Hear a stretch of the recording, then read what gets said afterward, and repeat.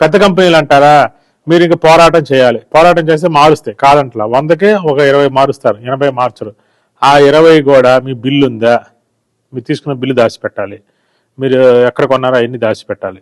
అయిపోయినాక ఆ పరుపు గురించి మీరు కూడా ఇన్ని రకాల ప్రాబ్లమ్స్ చెప్తాడు. పెద్ద పెద్ద వాళ్ళతో మీరు పోరాడలేరు, అయినా కూడా 100 రూపాయల పరుపు 300 అమ్ముతాడు. మళ్ళీ మీ పరుపు ఇవ్వాలిగా, ప్రాబ్లమ్స్ ఇవ్వడు.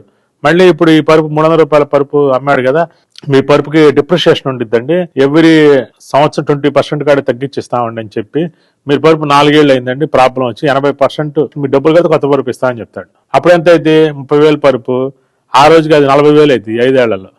40,000 పరుపునికి డిప్రిషియేషన్ పోను ఎంత కట్టాలి, 32,000 కడితే కొత్త పరుపు ఇస్తాడు. చూడండి ఎలా ఉంటుంది అనేది వ్యవహారం. చిన్న చిన్న పాయింట్లు ఉంటే కనబడవు మీకు. ఇవన్నీ మీరు అమ్ముకునే దాకా గ్యారెంటీ. ముందు అమ్ముకుంటే చాలు, ముందు కంపెనీలకి టర్న్ ఓవర్ వస్తే చాలు, సరుకు వెళ్ళిపోతే చాలు, కొని మళ్ళీ రిటర్న్ వచ్చినప్పుడు సంగతి.